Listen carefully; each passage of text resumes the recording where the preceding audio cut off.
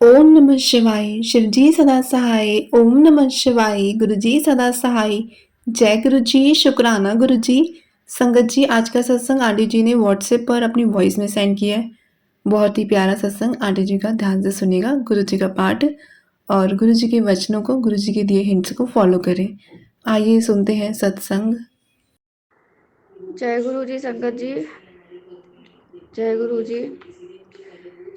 संगत जी, मैं अपना शुक्राना सत्संग शेयर करना चाहती हूँ।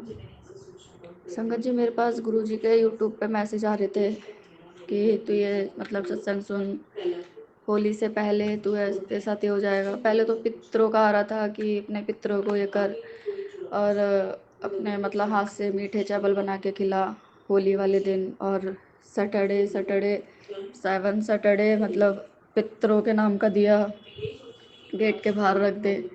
तो कल शनिवार था संगत जी, मैंने कल फर्स्ट शनिवार था तो मैंने कल रखा। और गुरुजी बोल रहे थे कि पितरों की वजह से सब हो रहा है। मतलब मेरे को कुछ समझ नहीं आता संगत जी। सॉरी गुरुजी, माफ़ कर देना अगर कोई गलती हो रही हो। संगत जी, आप भी माफ़ कर देना। मुझे ये चीज़ समझ नहीं आती कि यूट्यूब पे कभी कैसे मैसेज शो होते हैं, कभी कुछ शो होता है, कभी कुछ शो होता है। मैं नहीं जानती कि ये गुरुजी के हैं किसके, मैं नहीं जानती। मैं बहुत परेशान होती हूँ, कंफ्यूज भी बहुत रहती हूँ, क्योंकि मेरे घर के आसपास ना गुरुजी की कोई भी संगत नहीं रहती। मतलब कोई भी यहाँ पे नहीं है कि मैं किसी से पूछूं, या किसी से, एक होता है ना कि अगर ऐसा कुछ होता है, डाउट होता है तो हम क्लियर करते हैं एक दूसरे से बात करके, तो वो चीज़ मैं यहाँ पे नहीं कर पाती हूँ किसी से। तो इसलिए संगत जी और गुरु जी, मैं आपसे बस यही बोलना चाहूँगी कि गुरु जी, अगर आप भी कोई मैसेज भेज रहे हो ना, तो आप मतलब हमें कैसे पता चलेगा कि ये आपका ही है? क्योंकि बहुत चीज़ें मैं सुन रही हूँ, देख रही हूँ, तो मुझे ना थोड़ा बहुत कंफ्यूज हो रही हूँ मैं। तो संगत जी, मैं आपसे बस यही बोलना चाहती हूँ कि जो गुरु जी के मेरे पास मैसेज शो हो रहे थे, मैं उन्हें इग्नोर करती जा रही थी। नेगेटिविटी वाले मैं ज़्यादातर इग्नोर ही कर रही थी। और अभी मैंने सत्संग शेयर हुआ है मेरा, तो उसमें आंटी जी ने लिखा था, तेरे घर पर मेरा स्वरूप आने वाला है, जो मैंने अपने हाथों से भेजा है। तेरे पति और परिवार का व्यवहार तेरे प्रति सही नहीं है। ये बात हकीकत है, ये बात रियलिटी है। कल से मैं देख रही थी, कल से ही देख रही हूँ, कल सुबह से ज़्यादा मेरे हस्बैंड अंकल का मेरे लिए पूरा बिहेवियर चेंज हो गया है। उनको मैं इस टाइम इतनी बुरी लग रही हूँ कि वो अभी मेरे को बस एक ही बात बोल रहे हैं कि यहाँ से जा, निकल। और इतना ही गंदी गंदी गालियाँ दे रहे हैं कि मेरे को सुन के इतना गुस्सा आ रहा है, मन ऐसा कर रहा है कि मैं उनका मुंह फोड़ दूँ। माफ़ करना गुरुजी, बोलना नहीं चाहिए ऐसा, लेकिन बिना फालतू का मुझे गुस्सा वो दिला रहे हैं। और तो और गुरुजी, और तो और संगत जी, इतना ज़्यादा वो कर रहे हैं इरिटेट मेरे को जानबूझ के। पहले खुद ही मेरे को मना कर रहे हैं कि ये मेरा काम नहीं करेगी, मेरा ये नहीं करेगी, मेरा खाना नहीं बनाएगी, और फिर बाद में खुद ही मुझे बदनाम कर रहे हैं। मैं ये सोच रही थी कि गुरुजी की मेहर हो गई मेरे पे, मेरे को मेरा और मेरे अंकल जी का रिश्ता ठीक हो गया है, सब कुछ सही हो गया है। लेकिन मैं गलत थी संगत जी। मेरा और मेरे अंकल जी का रिश्ता ना बिल्कुल भी ठीक नहीं हुआ है।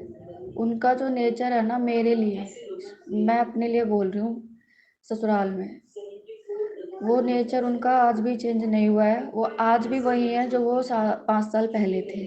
मेरी शादी को 5 साल हो गए हैं, 6th ईयर चल रहा है, मतलब छठा चल रहा है।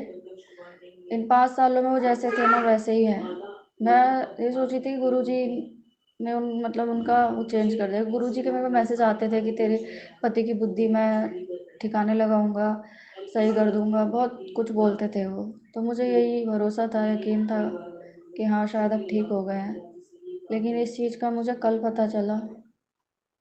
और वो भी कल क्या, मैंने गुरुजी को एक दिन ऐसे ही, मतलब मैं गुरुजी से डेली बात करती हूँ सुबह सुबह, मतलब 4 बजे, जब भी मैं सोने से पहले उनसे बात करके ही सोती हूँ। तो मैंने उन्हें यही बोला कि अब जो देखना है आपको ही देखना है, आप करो।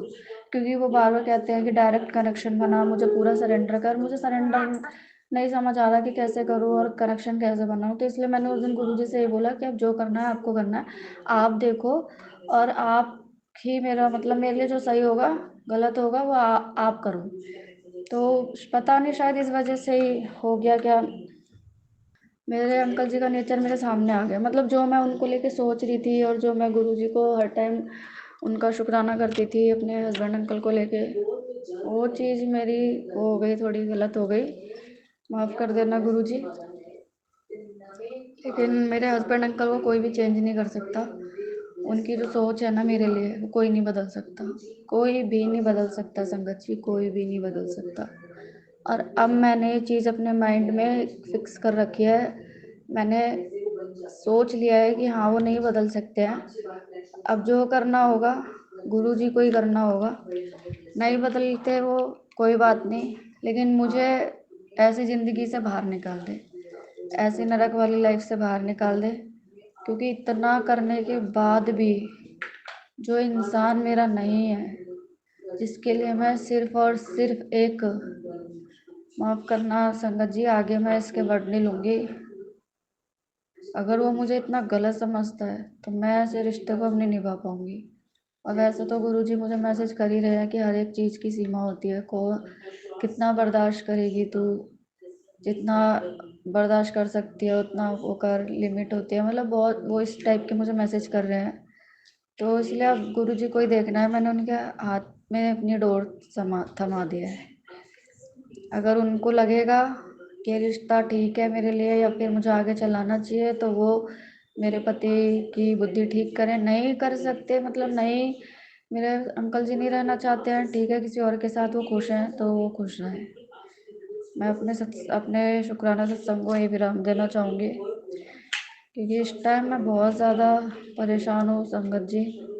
गुरुजी अच्छे से जानते हैं मेरा किसी चीज़ में मन नहीं लग रहा, किसी चीज़ में भी दिल नहीं लग रहा है। यहाँ तक कि ये समझ लो कि मेरा पूजा पाठ में भी दिल नहीं लग रहा है। मैं सत्संग पूरे पूरे दिन सुनती थी, लेकिन आज ही ऐसा टाइम गया है कि मैं सत्संग मैंने एक ही सुना है। मैं नहीं कर पा रही, मुझे नहीं पता मुझे क्या हुआ है क्या नहीं हुआ, मैं नहीं जानती। ये सब गुरुजी को ही देखना है, वही संभालेंगे, वही ठीक करेंगे। अब सब कुछ उनके ऊपर है। मैं अब किसी से कुछ नहीं बोलूँगी। संगत जी, मैं अपने शुक्राना सत्संग को यही विराम देना चाहती हूँ। जय गुरु जी, शुक्राना गुरु जी। ओम नमः शिवाय, शिव जी सदा सहाय। ओम नमः शिवाय, गुरु जी सदा सहाय।